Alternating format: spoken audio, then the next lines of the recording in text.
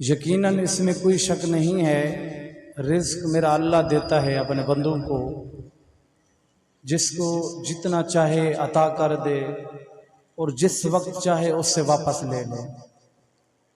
بادشاہوں کو بھی گدا بنا دیتا ہے، گداؤں کو بھی بادشاہ بنا دیتا ہے۔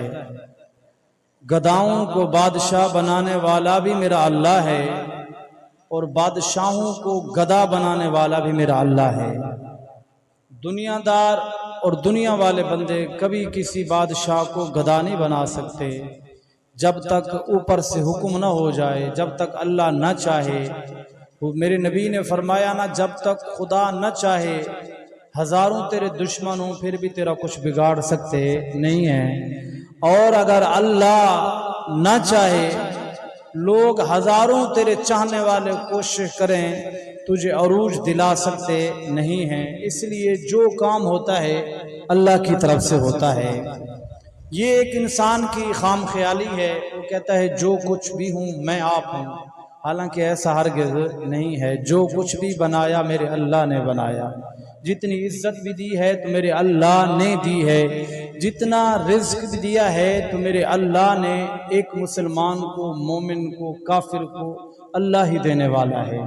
اور کچھ لوگوں کا خیال ہوتا ہے کہ جو لوگ بے ایمان ہوتے ہیں، کافر ہیں، یا جو خدا کے گھر کے اندر نہیں آتے، قریب نہیں آتے، لوگ سوچتے ہیں کہ ان کو اللہ نے بڑا مال دیا ہے، شاید اللہ ان کے اوپر راضی ہے۔ ایسا بھی ہرگز نہیں ہے۔ اللہ کافروں کے اوپر تو راضی نہیں ہے نا، تو بے بہا مال دیا ہے کافروں کو۔ اتنی پراپرٹی مسلمانوں کے پاس نہیں ہے، اتنا مال مسلمانوں کے پاس نہیں ہے جتنا کافروں کے پاس ہے۔ کافروں کا حصہ صرف دنیا کے اندر ہے، مومن کا حصہ آخرت کے اندر ہے۔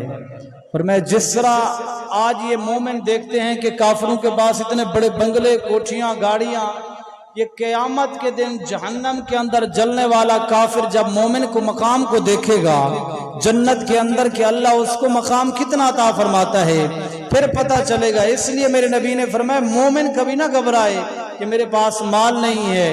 جس وقت اللہ جنت کے اندر مال عطا فرمائے گا پھر بے بہا مال عطا فرمائے گا، پھر مومن جو خواہش کرے گا اسی جگہ جنت کے اندر اس کو وہی کچھ ملے گا۔ یعنی جو شوق رکھتا ہے مومن اللہ جنت کے اندر عطا فرمائے گا۔ یہ تو خام خیالی ہے لوگوں کی کہ دنیا کے اندر جو کچھ ہے، یہاں کچھ بھی نہیں ہے، قسم خدا کی۔ یہاں جو گاڑی کے اندر بیٹھنے والا، بنگلے کے اندر، اے سی کے اندر بیٹھنے والا، یہ کچھ نہیں ہے جنت کے مقابلے میں۔ جنت کے اندر تو جو چیز چاہے گا، بجلی کی ضرورت نہیں ہے کہ ایسی لگانا پڑے گا تو بجلی آئے گی، واپٹا کی طرف سے بند ہے یا نہیں، وہاں تو میری قدرت کا کمال ہے۔ انسان تپش چاہے گا تو اللہ تپش بھیج دے گا، اگر ٹھنڈ چاہے گا تو اللہ وہ عطا فرما دے گا۔ یعنی یہ مومن کا مقام ہے، یہ مومن کی شان ہے۔ لیکن جو میں عرض کرنا چاہتا ہوں، مومن دل لگا بیٹھا دنیا کے ساتھ، اب اس کی دوڑ ہے، ختم ہونے والی نہیں ہے۔ آپ دیکھیں ایسی کے اندر بیٹھا ہوا بندہ بھی پریشان ہے، اس سے پوچھا جائے تو وہ کہتے ہیں حالات نہیں ہیں۔ ایک مزدور کھڑا ہے باہر دھوپ کے اندر کام کر رہا ہے تو اس سے پوچھا جو وہ بھی کہتا ہے حالات نہیں ہیں۔ پھر کب حالات سدھریں گے دونوں کے؟ صرف وجہ کیا ہے کہ رب کی دیے ہوئے رزق کے اوپر ہم راضی نہیں ہوئے۔ جو اللہ نے دیا ہے اگر اس کے اوپر اطمینان ہو جائے بندہ مطمئن۔ اور دوسری بات یہ ہے کہ اللہ تبارک و تعالی نے کہا ہے مومن کو کہ اللہ کو قرضہ دے۔ کون سا قرض؟ حسنہ۔ اللہ خود قرضہ مانگ رہا ہے، اللہ کو کیا ضرورت ہے قرضہ مانگنے کی؟ وہ دینے والا جب خدا ہے تو پھر قرض کیوں مانگتا ہے؟ من ذا الذی یقرض اللہ قرضا حسنا فیضاعفہ لہ اضعافا کثیرا۔ یہ قرآن ہے، اللہ فرماتا ہے تو قرضہ دے مجھے، میں تجھے دگنا کر کے دوں گا۔ مالک جب لینا ہی تو نے ہے پھر دیا کیوں ہے؟ جب لے رہا ہے پھر دگنا کیوں دیتا ہے؟ سن کلیجہ ٹھنڈا ہو جائے گا۔ اللہ فرماتا ہے میں اپنے بندوں کو آزمانا چاہتا ہوں، دیا تو میں نے ہے، اب میں تھوڑا سا واپس مانگ رہا ہوں، میں دیتا ہوں بے بہا۔ میں سوال نہیں کرتا، جواب نہیں کرتا کہ اس کو کتنا دینا ہے، یہ میرا کرم ہے، جب میں کرم کرتا ہوں تو بے بہا عطا فرما دیتا ہوں، لیکن میں نے تھوڑا سا انسان سے مانگا ہے، ایک تھوڑا سا قرض طلب کیا ہے، اور اللہ کو ضرورت نہیں ہے، طلب کس لیے کیا؟ اپنے بندوں کے لیے۔ ایک بندہ دوسرے بندے کو دے، وہ ایسے سمجھ لے کہ خدا کو دے رہا ہے، حالانکہ ڈائریکٹ بندہ خدا کو نہیں دیتا۔ اللہ کہتا ہے عشر دینا ہے، زکوٰۃ دینی ہے، لیکن کہا کیا ہے قرآن کے اندر؟ من ذا الذی یقرض اللہ، قرض دو اللہ کو، قرضاً حسنا، اچھا قرض، حسین قرض۔ مولا حسین کیوں؟ فرمایا اس وجہ سے فَيُضَاعِفَهُ لَهُ أَضْعَافًا كَثِيرًا، تو تھوڑا سا قرض دے گا ایک میرے بندے کو، مسکین کو، یتیم کو، غریب کو، تو ایک من دے گا، میں اللہ تجھے اس سے دگنا عطا فرما دوں گا۔ یہ اللہ تبارک و تعالیٰ کا فیصلہ ہے، اور قرآن یہ کہتا ہے، تنبیہ کرتا ہے۔ اور جو میں بات عرض کر رہا تھا، سکون، اطمینان سب کچھ ہوتے ہوئے کیوں نہیں ہے؟ وجہ یہ ہے کہ ہم نے قرآن کو ماننا چھوڑ دیا ہے۔ قرآن جو کہتا ہے، اکثر کہا کرتے ہیں نا، مصطفیٰ کو ہر مانتا ہے پر مصطفیٰ کی نہیں مانتا، خدا کو مانتا ہے پر خدا کی نہیں مانتا۔ جو خدا کہتا ہے وہ نہیں ماننی، جو مصطفیٰ کہتا ہے وہ نہیں ماننی۔ خدا کو مانتے ہیں، مصطفیٰ کو، لیکن مصطفیٰ کی مانتے نہیں ہیں۔ اس لیے ہم پریشانی کی دل کے اندر پھنسے ہوئے ہیں، جس وجہ سے آج پورا معاشرہ اس وقت برہان کا شکار ہے، فتنے کا شکار ہے۔ ایک بندے کے پاس کروڑوں ہاں دولت ہے، اس سے پوچھا جائے وہ کہتا ہے میں بڑا پریشان ہوں، میرا حالات نہیں ہے۔ ایک کے پاس کچھ نہیں، وہ بھی کہتا ہے میں بڑا پریشان ہوں۔ آپ اندازہ لگائیں، آج سے کچھ سال پیچھے چلے جائیں، 15 سے 20 سال، آج لوگوں کے پاس 500 من گندم ہوتی ہے، شکر پھر بھی نہیں ہے، کہتے ہیں حالات نہیں ہے میرے۔ آج سے 20 سال پیچھے چلے جائیں، ایک بندے کے پاس 10 من 20 من گندم ہوتی تھی، وہ رب کا شکریہ ادا کرتا تھا، اور علاقے کے بچے آتے تھے، محلے کے بچے آتے، وہ لینے کے لیے گندم جھولیاں بھر بھر کے لے جاتے، لیکن کبھی تکلیف نہیں ہوتی تھی۔ آج 500 من گندم اٹھانے والا بھی شکوے کرتا ہے، اگر کوئی مانگنے کے لیے آئے تو ڈنڈا اٹھا لیتا ہے۔ وہ کہاں گئی؟ اصل برکت نہیں ہے، ہم نے اپنا یقین اٹھا لیا خدا کی بارگاہ سے، اس لیے سب کچھ ہونے کے باوجود محبوب مصطفیٰ نے فرمایا ایک وقت ایسا آئے گا میری امت کے لوگوں کے اوپر سب کچھ ہونے کے باوجود وہ بھوکے ہوں گے، اور یہاں تک کہ حدیث کے الفاظ حضور نے فرمایا او عبد الدینار والدرہم، اس وقت وہ دینار کے بندے ہوں گے اور درہم کے بندے ہوں گے۔ صحابہ نے عرض کیا رسول اللہ وہ کیسے؟ بندہ تو انسان تخلیق خدا ہے، لیکن دینار کے بندے کیسے، درہم کے بندے؟ حضور نے فرمایا کیونکہ دینار اور درہم کے اس لیے ہوں گے، ان کو پیار دینار کے ساتھ ہوگا، درہم کے ساتھ، نہ رب کی رضا چاہیں گے نہ مصطفیٰ کی رضا چاہیں گے۔ اس وجہ سے فرمایا وہ دنیا کے اندر مال ہوتے ہوئے ذلیل و رسوا ہو جائیں گے۔ آپ دیکھیں پورا معاشرہ پریشانی کے عالم کے اندر دھکیلا ہوا ہے، کسی نے کھاد کے پیسے دینے ہیں، کسی نے دوائی کے پیسے دینے ہیں، کسی کے پیچھے قرضے والا دوڑ رہا ہے، اور اتنا کچھ ہونے کے باوجود پریشانی کا عالم یہ ہے۔ تو ہم نے کبھی نظر ثانی کی ہے یار کہیں ہم سے مسٹیک تو نہیں ہو رہی، کہیں ہم سے خدا تو نہیں ناراض ہو رہا، کہیں مصطفیٰ تو ناراض نہیں ہو رہا، جس وجہ سے ہوتے ہوئے سب کچھ ہم پریشان ہیں۔ سنیں جو لوگ آج بھی بیٹھ کر اس بات کے اوپر غور و فکر کرتے ہیں، حالانکہ شریعت نے جو حکم کیا، اب کوئی بندہ کہے کہ فجر کی نماز کی 4 رکعتیں کیوں ہیں، تو کیوں والا معاملہ بندے کو کفر کے اندر لے جاتا ہے۔ یہ میرے اللہ کا حکم ہے۔ کوئی کہے کہ ظہر کی نماز کے اندر 12 رکعتیں کیوں ہیں، کیوں والا معاملہ یہ جو ہے بندے کو کفر کے اندر۔ اگر کچھ بندے ایسے ہیں وہ کہتے ہیں اللہ کیسے قرض لیتا ہے، اب قرآن کا فیصلہ ہے لَقَدْ سَمِعَ اللَّهُ قَوْلَ الَّذِينَ قَالُوا إِنَّ اللَّهَ فَقِيرٌ وَنَحْنُ أَغْنِيَاءُ۔ کافروں نے یہ بات کہی تھی جب یہ قرآن کی آیات مبارکہ نازل ہوئی، کافروں نے کہا جب حضور نے فرمایا اللہ تم سے قرض مانگتا ہے، کہتا ہے مسکینوں کو دو، غریبوں کو دو، فقیروں کو دو، یتیموں کو دو، فرمایا اللہ قرض مانگتا ہے۔ کافر تھے، انہوں نے کہا بڑی عجیب بات ہے، اللہ تو تم کہتے ہو دیتا ہے، پھر وہ قرض مانگتا ہے۔ پھر اللہ نے یہ قرآن مجید کی آیت نازل فرمائی، حضرت ابوبکر صدیق نے اس کافر کے منہ کے اوپر چپیڑ ماری تھی، فرمایا جو میرے خدا کا حکم ہے بس وہی حکم ہے، اس کے علاوہ بات ہی نہیں ہو سکتی۔ پھر اللہ نے قرآن نازل فرمایا لَقَدْ سَمِعَ اللَّهُ قَوْلَ الَّذِينَ، تحقیق سن لیا اللہ نے उन लोगों का कौल जो कहते थे इन अल्लाह फकीर, बेशक अल्लाह फकीर है। फरमाया अल्लाह तबारक व तआला हर चीज से बाखबर है। यानी जो सोचता है दिमाग के अंदर ये बात ले जाता है कि कितना निकालना है, कितना देना है, क्यों देना है, ये किसका काम है? ये काफिरों का काम है। मुस्तफा को मानने वाले, खुदा को मानने वाले ये सवाल नहीं करते, बल्कि जो खुदा ने कह दिया वही कुरान बन गया, जो मुस्तफा ने कह दिया वही फरमान बन गया। बस उन्होंने हर वक्त हर लम्हे अपना सर सजदे के अंदर झुका दिया, क्योंकि कोई बात नहीं है। हुजूर अकरम सल्लल्लाहु अलैहि वसल्लम सहाबा को बिठाकर बात बता रहे हैं और या कर रहे हैं, उशर के बारे में बता रहे हैं। मेरे नबी अकरम सल्लल्लाहु अलैहि वसल्लम फरमाया जो बंदा उशर निकालता है, उशर माल की मैल है, जो निकालता है उसके माल की हिफाजत मेरा अल्लाह फरमाता है।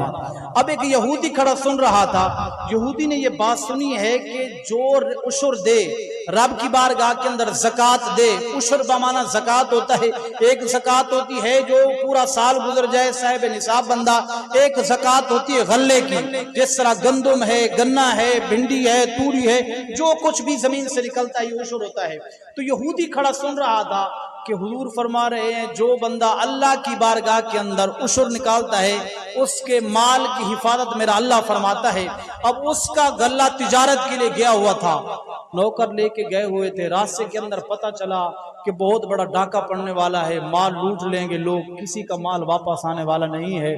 उसने घर आते हुए कैलकुलेट लगाया, जितना माल था सारे का उशर निकाल दिया, ज़कात निकाल दी।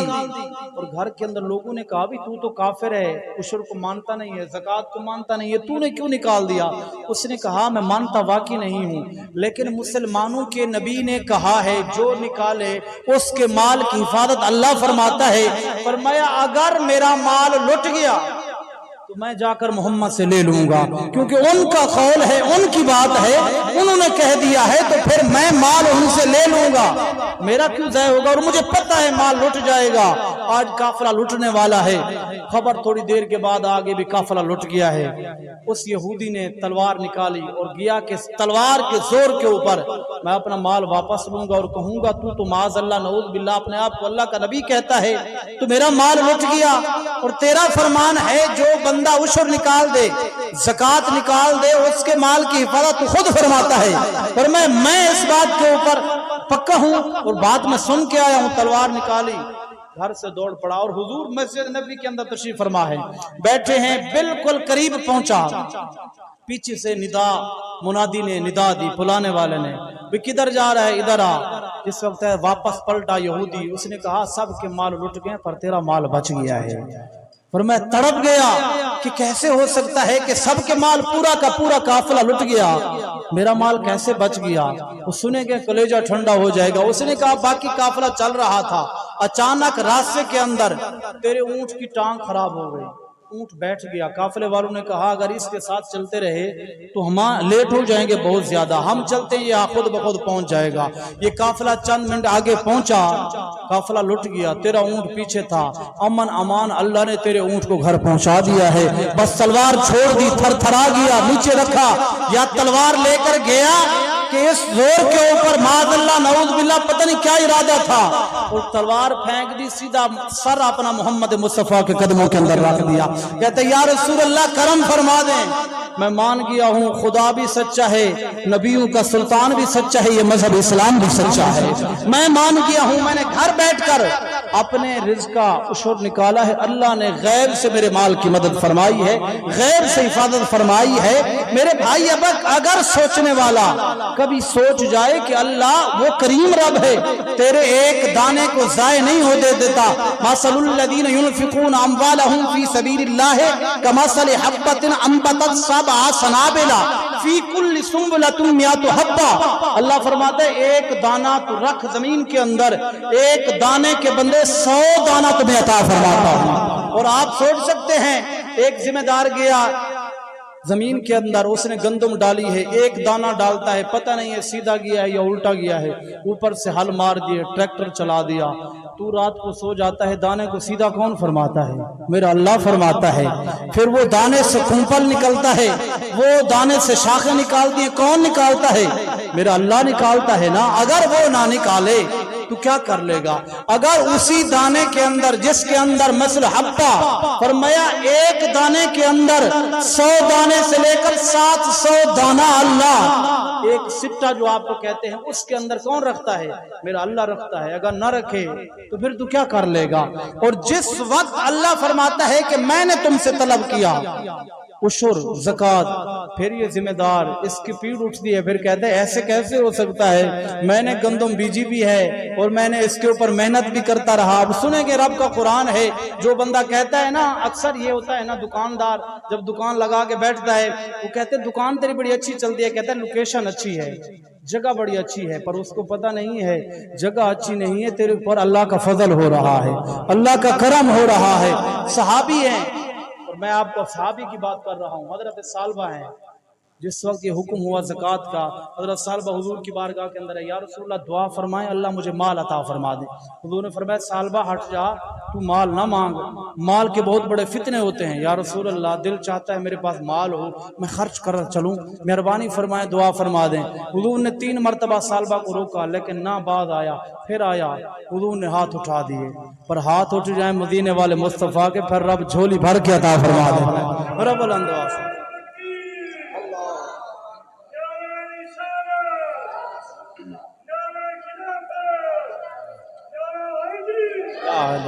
اللہ اکبر کبیرہ۔ میرے ویرہ حضرت ثعلبہ جب مصطفیٰ دی بارگاہ دے اندر آئے نے، مدینے والے نے محمد مصطفیٰ نے رب دی بارگاہ دے اندر ہاتھ اٹھائے نے، رحمت دا دریا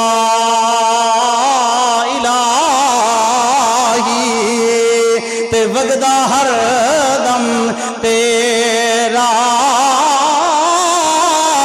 جے قطرہ بخشے مینو تے کم بن جاندا میرا۔ مصطفیٰ نے اللہ دی بارگاہ دے اندر دامن پھیلایا، فرمایا مالک ثعلبہ نو مال عطا فرما دے، انو مالا مال فرما دے۔ رب دا کرم ہویا، حضرت ثعلبہ فرما دے نے 4 بکریاں میرے کول سن، 4 بکریاں نو میں چارہ بھی پاندا ساں تے انہاں دی کردا ساں، حتیٰ کہ جدو مصطفیٰ نے دعا فرمائیے 1 مہینے دے بعد اللہ نے مینوں 400 بکریاں عطا فرمائیاں، 400 دے بدلے پھر 800 بکریاں عطا فرمائیاں۔ جدوں زکوٰۃ دا وقت آیا، مصطفیٰ نے ابو بکر صدیق نو بھیجیا، ابو بکر جانا سارے مدینے والے کولو زکوٰۃ تے عشر طلب کر کے ابو بکر صدیق جاندے پینے، صحابہ دے کول عشر طلب پہ کر دینے، زکوٰۃ طلب کر دے پینے۔ جدوں ثعلبہ دے کول پہنچے نے نا، حضرت ابو بکر صدیق نے فرمایا ثعلبہ اللہ دے نبی نے بھیجیا، جا کے عشر تے زکوٰۃ لے آ۔ حضرت ثعلبہ دے دل دے اندر خیال آیا، جڑا اج دے مومن دے سینے دے اندر خیال پہ جاوے نا، دل دے اندر اگر گمان کر لے اللہ دی عزت دی قسم ہے کدے خدا ناراض نہ ہوئے، کدے مصطفیٰ ناراض نہ ہوئے، نہیں تے اجڑ جاویں گا، تباہ ہو جاویں گا، برباد ہو جاویں گا۔ حضرت ثعلبہ نے دل دے اندر خیال کریا اتنا مال ہے، اگر دینا پیا تو 200 بکری دینی پوے گی۔ دل دے اندر خیال کریا، فرمایا ابو بکر تو جانا مصطفیٰ نو کہے ثعلبہ خود حاضر ہوندے تواڈی بارگاہ دے اندر۔ ابو بکر صدیق واپس آئے نے محمد مصطفیٰ دی بارگاہ دے اندر، وا سونیا تیرے علم تو قربان جاواں، محمد مصطفیٰ نے ابو بکر تو پوچھا نہیں۔ جدوں ابو بکر کہندے نے میں حضور دی بارگاہ دے اندر گیا واں، مصطفیٰ دے اکھاں دے وچوں آنسو ٹپک گئے نے۔ میرے نبی نے فرمایا ابو بکر ثعلبہ تباہ ہو گیا، ثعلبہ برباد ہو گیا۔ ہاتھ جوڑ کے عرض کریے سونیا اجے تو میں پہنچا بھی نہیں، تونوں پہلے خبر ہو گئی۔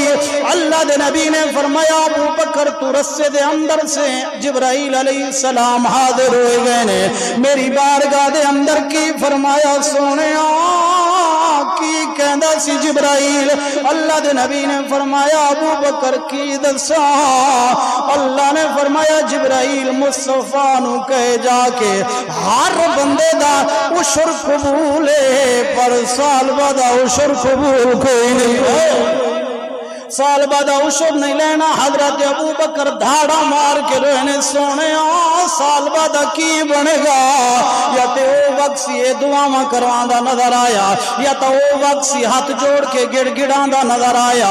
आज अगर माल मिलया खुदा भी नाराज है, मदीने वाला मुस्तफा भी नाराज है। फरमाया एक वक्त ऐसा आया मदीने वाले मुस्तफा दी बारगाह दे अंदर सालबा हाथ जोड़ के सोने अल्लाह दी रज़ा वास्ते मैनू माफ फरमा दो। मैं कहना चाहना वीरा, अगर मुस्तफा दी बेटी नू एक जालिम शहीद कर देवे आवे तो मुस्तफा माफ फरमा छोड़ देने। अगर वाशी बिन हर्ब हुजूर दे चचा हजरत हमजा नू माअल्लाह शहीद करन मुस्तफा माफ फरमा देंदे ने। लेकिन जदों सालबा आया ना मुस्तफा ने फरमाया सालबा वाशी बिन हर्ब से माफी है, सारे वास्ते माफी है, पर तेरे वास्ते माफी कोई नहीं। सोने क्यों क्यों माफी कोई नहीं? फरमाया तू कलमा पढ़िया मुस्तफा दा, तू माल मंगया खुदा को मैं दुआ फरमाई अल्लाह ने तू माल दे छोड़िया, दौलत दे छोड़िए, तू माज अल्लाह नऊज बिल्लाह खुदा दे नाल वादा खिलाफी करिए ते मुस्तफा दे नाल वादा खिलाफी करिए। तू माल नू प्यार करया, ओ काश अज अगर तू बगैर पूछे माल दे देंदा अल्लाह तेरे वास्ते सारे जन्नत दे दरवाजे खोल देंदा। मैं फिक्रा देना चाहना इत्थे रुक के वीरा, अल्लाह दी इज्जत दी कसम है कदे दिल दे अंदर ख्याल ना करी कि मैं पानी लांदा रहा, मैं दवाइयां देंदा रहा, ए माल मेरा, ए गंदम मेरी, ए चन्ना मेरा, ए गन्ना मेरा, तेरा कुछ भी कोई नहीं। ओ देण वाली अल्लाह दी जात है। अल्लाह कुरान दे अंदर इरशाद फरमाया ओ मोमिन जरा गौर करना सुनना, तुम तज़रऊनहु अम नहनु ज़ारिऊन।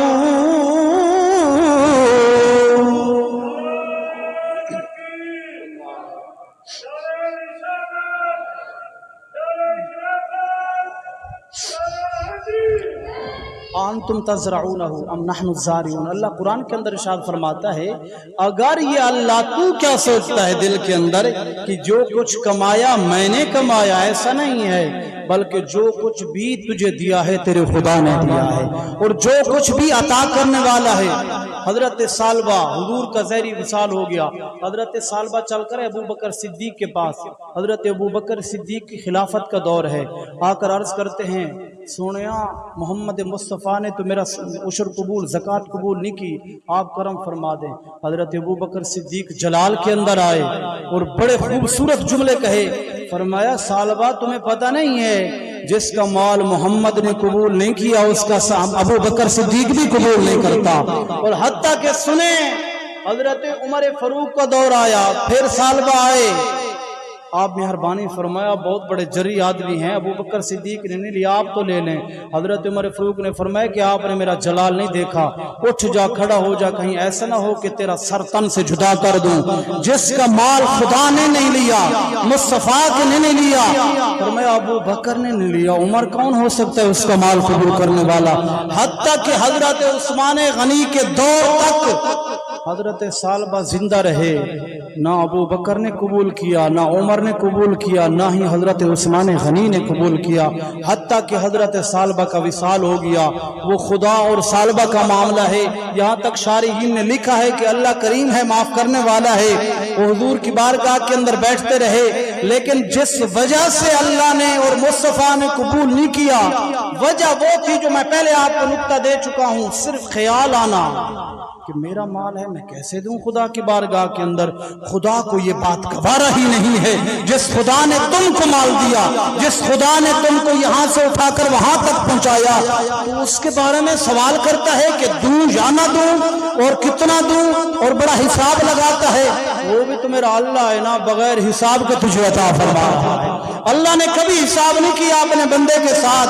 अगर अल्लाह हिसाब करने के ऊपर आ जाए, अल्लाह की इज्जत की कसम, कायनात के अंदर ऐसा कोई बंदा नहीं है जो खुदा से तलब कर सके। अगर खुदा हिसाब लेने के ऊपर आए, वो तो बगैर हिसाब के अता फरमा रहा है। इसलिए खुदा के साथ हिसाब किताब का मामला नहीं रखना चाहिए। अल्लाह ने कह दिया कि तुमने उशर निकालना है, बस बात खत्म हो गई, मोमिन के ऊपर फर्ज हो गया। और दूसरी बात, नमाज के बाद اب سارے قرآن پڑھے ہوئے پڑھتے ہوں گے واقعی مصلاۃ و آتوا الزکاۃ، جہاں واقعی مصلاۃ کا لفظ آتا ہے ساتھ نہیں وآتوا الزکاۃ، نماز کے بعد سب سے جس کی زیادہ تنبیہ کی گئی ہے وہ زکوٰۃ ہے، وہ اللہ کی راہ کے اوپر دینا ہے، وہ عشر ہے، وہ زکوٰۃ ہے، وہ اللہ کا۔ تو اس لیے آپ نے کوشش کرنی ہے اللہ کی بارگاہ کے اندر زکوٰۃ نکالنی ہے، عشر نکالنا ہے۔